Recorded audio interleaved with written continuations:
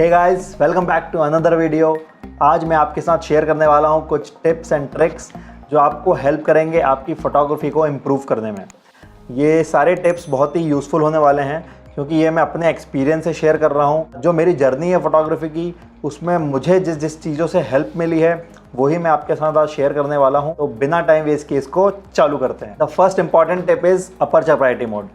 अगर आप अभी तक अपर्चर प्रायोरिटी मोड यूज़ नहीं करते हैं तो स्टार्ट कर दीजिए उसको यूज़ करना, क्योंकि ये एक बहुत ही टाइम सेविंग टूल है बिगिनर के लिए और इवन प्रोफेशनल्स के लिए। ये एक सेमी ऑटो या सेमी मैनुअल मोड कहते हैं इसको। ये आपके कैमरा के जो डायल मोड होता है उस पर ए या AV से इंडिकेटेड होगा। आपको शायद नहीं पता होगा कि ये सीक्रेट वेपन है बहुत सारे फोटोग्राफर्स का। क्यों है ये सीक्रेट वेपन?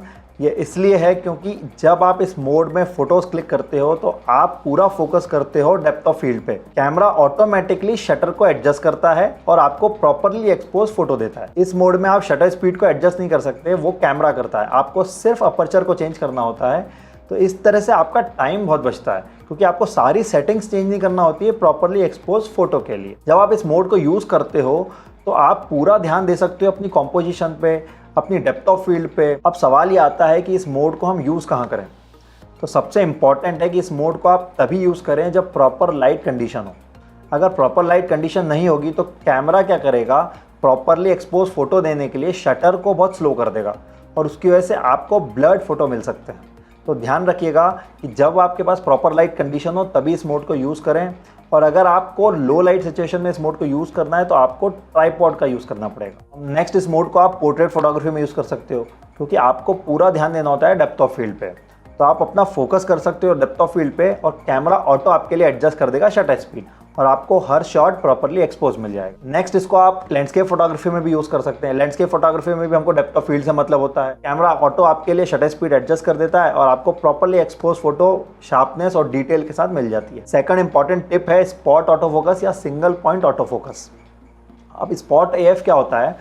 स्पॉट AF जो है वो एक बहुत ही स्मॉलेस्ट और बहुत ही प्रिसाइज एरिया होता है जिसको आप कंट्रोल कर सकते हो। जब आप फोकस करते हो किसी स्पेसिफिक एरिया पे तो आपको उस एरिया से बहुत ही शार्प, बहुत ही डिटेल्ड फोटो मिलती है।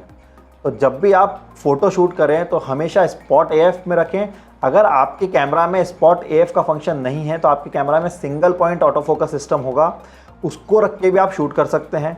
तो आप चाहे प्रोडक्ट शूट कर रहे हो, फूड फोटोग्राफी कर रहे हो, चाहे आप पोर्ट्रेट कर रहे हो, हमेशा सिंगल पॉइंट पे ही फोकस करें ताकि आपको वहाँ से सबसे ज़्यादा शार्पनेस मिले। अगर आप एक से ज़्यादा पॉइंट रखेंगे फोकस के लिए तो कैमरा ऑटोमेटिकली अपने हिसाब से फोकस कर देगा कहीं पे भी, और वो हम नहीं चाहते हैं। उसकी वजह से आपको इमेज जो है वो ब्लर्ड मिलती है। जहाँ से आप चाहते हो शार्पनेस, वहाँ से आपको शार्पनेस नहीं मिलती है। अगर आपके दिमाग में ये सवाल आ रहा है कि फोकस करें कहाँ, तो फोकस हमेशा आई पे करते हैं। आपने देखा होगा कि जितने भी नए लेटेस्ट कैमरा आ रहे हैं वो सब आई ऑटो फोकस के साथ आ रहे हैं। तो आई ऑटो फोकस के साथ इसलिए आ रहे हैं ताकि जो कैमरा होता है वही आंखों पे फोकस मेंटेन करके रखता है और जब आप फोटो क्लिक करते हो तो आपको आंखें सबसे ज़्यादा शार्प दिखती हैं। तो हमेशा आंखों पे फोकस करें।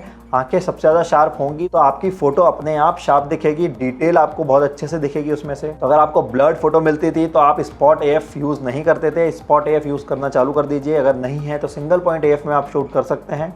आपको शार्पनेस और डिटेल बहुत अच्छे से मिलेगी अपने फोटोज़ में। थर्ड इंपॉर्टेंट टिप है always shoot in raw format. अगर आप अभी भी JPG फॉर्मेट में शूट करते हैं तो रॉ फॉर्मेट में शूट करना चालू कर दीजिए।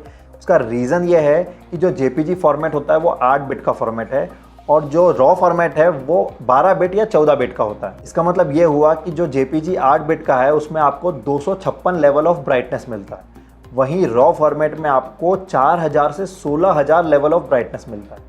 अब इससे क्या होता है, लेवल ऑफ ब्राइटनेस का मतलब यहाँ पर ये हुआ कि जब आप एडिटिंग करते हैं तो जब आप shadow, highlight, exposure, black, white ये सब जब चेंज करते हैं तो जो स्मूथ ट्रांजिशन होता है इमेज में, जिसकी वजह से उसकी क्वालिटी अच्छी रहती है, वो आपको JPG में नहीं मिलता है। रॉ फॉर्मेट में ही आपको स्मूथ ट्रांजिशन मिलता है, जिसकी वजह से रॉ फॉर्मेट की जो इमेज आपको मिलती है वो बहुत ही शार्प, बहुत ही डिटेल्ड होती है और उसकी क्वालिटी बहुत ही अच्छी होती है। आपको पता होगा कि JPG जो है वो कंप्रेस्ड फाइल होती है, तो कंप्रेस्ड फाइल को जब हम एडिट करते हैं तो उसकी क्वालिटी और ख़राब हो जाती है। इसीलिए रॉ फॉर्मेट में शूट कीजिए। जब आप एडिट करेंगे, जब फोटो को एनहेंस करेंगे तो उसकी क्वालिटी जो है वो मेंटेन रहेगी, वो खराब नहीं होगी। नेक्स्ट इंपॉर्टेंट टिप है यूज ट्राइपॉड। अगर आप अभी तक ट्राइपॉड यूज नहीं कर रहे हैं तो आप बहुत सारे ऐसे शॉट हैं, बहुत सारे ऐसे क्रिएटिव शॉट्स हैं जो आप नहीं ले सकते बिना ट्राइपॉड। अब क्रिएटिव शॉट्स कैसे होते हैं, जैसे कि अगर आपको लॉन्ग एक्सपोजर शॉट लेना है, लाइट ट्रेल के बारे में आपने शायद सुना होगा, लाइट ट्रेल के अगर शॉट लेना है जिसमें शटर स्पीड को हमको बहुत स्लो करना पड़ता है, तो वो आप ट्राइपॉड से ही ले सकते हैं। अगर आपके पास ट्राइपॉड नहीं है और अगर आप हाथ से वो शूट करेंगे तो वो ब्लर्ड फोटो होगी, उसमें डिटेल बिल्कुल नहीं दिखेगी और वो फोटो का कोई मतलब नहीं होगा, वो बहुत ही अगली फोटो होगी। मैक्रो फोटोग्राफी अगर आप करते हैं जिसमें आपको क्लोजअप शॉट्स लेना होते हैं तो उसमें भी ट्राइपॉड की ज़रूरत पड़ती है, क्योंकि अगर आपको अल्ट्रा शार्प फोटोज़ चाहिए तो वो ट्राइपॉड से ही पॉसिबल है।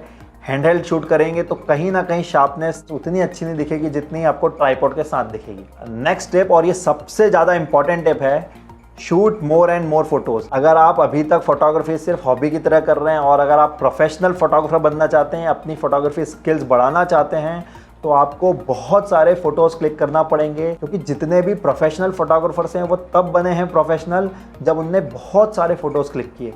इसका रीज़न ये है कि जब वो बहुत सारे फ़ोटोज़ क्लिक करते हैं तो उनको पता चलता है कि वो गलती क्या कर रहे हैं और जो वो पहले शॉट में नहीं कर पाए उसको वो कैसे सुधारें कि अगले शॉट में वो उसको ले लें। अगर आप शॉट्स ही नहीं लेंगे तो आपको पता कैसे चलेगा कि आप गलती क्या कर रहे हैं। तो ऐसी कोई दवा नहीं है जो आपको रातों रात प्रोफेशनल फोटोग्राफर बना दे। अगर आपको अपना लेवल बढ़ाना है, अपनी फोटोग्राफी इंप्रूव करनी है, तो आपको बहुत सारे शॉट लेना पड़ेंगे। हर शॉट से आपको समझना पड़ेगा कि आपने क्या गलती करी थी, उसमें आप नेक्स्ट शॉट में आप उसको कैसे इम्प्रूव कर सकते हैं। अपनी कॉम्पोजिशन देखिए, अपनी लाइटिंग देखिए, कैसे आप उसको इम्प्रूव कर सकते हैं। तो जब आप बहुत सारे शॉट लेंगे ये तभी पॉसिबल है। तो अगर आप अपनी फोटोग्राफी को इम्प्रूव करना चाहते हैं तो उसका सिर्फ एक ही मंत्र है, take more and more photos. तो ये थे वो सारे टिप्स जो आपको हेल्प करेंगे आपकी फोटोग्राफी को इम्प्रूव करने में। अगर आप इस वीडियो को अभी तक देख रहे हैं तो please don't forget to like this video. अगर आप इस चैनल पे नए हैं तो प्लीज़ सब्सक्राइब करें और बेल आइकन को भी दबा दें ताकि मेरे जो भी लेटेस्ट वीडियो मैं अपलोड करता हूँ वो आपको तुरंत मिल जाएं। मिलते हैं नेक्स्ट वीडियो में। Keep learning, keep clicking.